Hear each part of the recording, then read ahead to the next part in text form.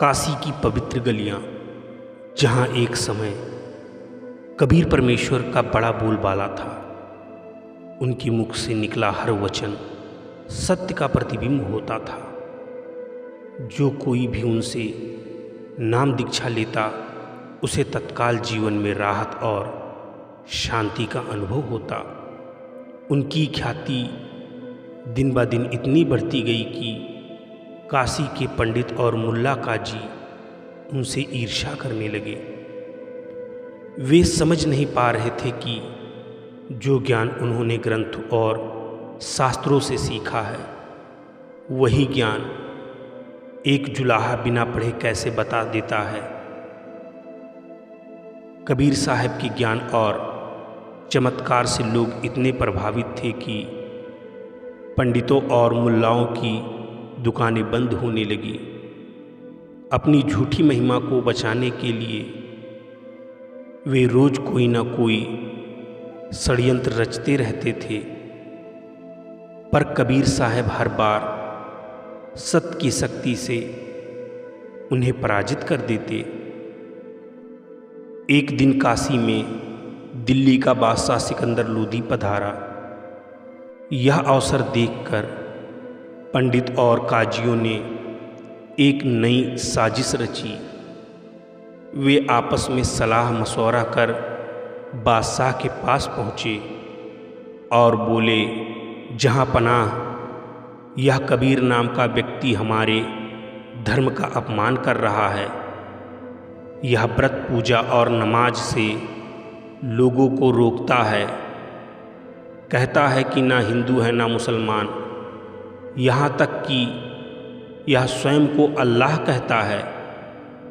यह कहता है कि ईश्वर एक है और स्वयं वही है।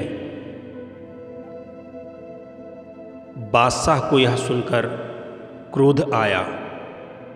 उसने तुरंत आदेश दिया कि बुलाओ उसको। अगर वह स्वयं को अल्लाह कहता है तो उसे हमारी अदालत में पेश करो। कुछ सिपाही दौड़कर कबीर साहब को पकड़ लाए और दरबार में खड़ा कर दिया। बादशाह ने कठोर स्वर में पूछा, तो तू खुद को अल्लाह कहता है? कबीर साहब मुस्कुराए और शांत स्वर में बोले, मैं कहता हूँ ईश्वर हर जीव में है। वही मुझ में है, वही तुझ में है। बादशाह ने चुनौती देते हुए कहा, अच्छा, अगर तू अल्लाह की जात है तो आज हम एक गाय का कत्ल करेंगे। अगर तू उसे जिंदा कर देगा तो हम तुझे मान लेंगे कि तू अल्लाह की जात है, नहीं तो तेरी गर्दन कलम कर दी जाएगी। हमारे पैगंबर हज़रत मोहम्मद साहब ने मरी हुई गाय को जीवित किया था, अब तू भी जीवित करके दिखा। कुछ देर में एक गाय लाई गई जो गर्भवती थी।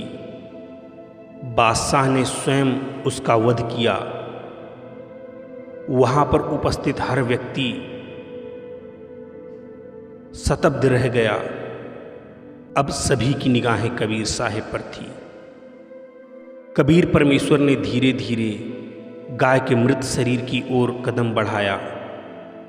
उन्होंने हाथ से गाय के शरीर को स्पर्श किया और दूसरी हथेली से बछड़े को। सहसा चमत्कार हुआ। गाय जीवित हो उठी और साथ ही उसका बछड़ा भी। गाय ने वहीं खड़ी होकर दूध देना शुरू कर दिया और दूध की बल्टी भर गई। यह देखकर पूरा दरबार स्तब्ध रह गया। तब परमेश्वर कबीर जी ने कहा, गाय आपनी अम्मा है, इस पर छुरी न बाह।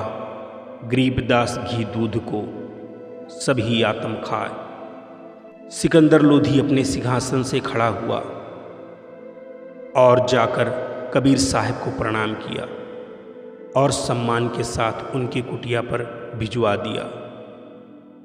आज काशी में फिर से एक बार सिद्ध हो गया कि कबीर कोई साधारण मानव नहीं, स्वयं परमात्मा है।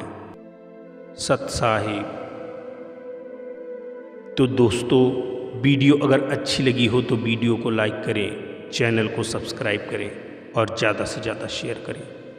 हम मिलेंगे एक और टॉपिक के साथ, तब तक के लिए दीजिए इजाज़त। धन्यवाद।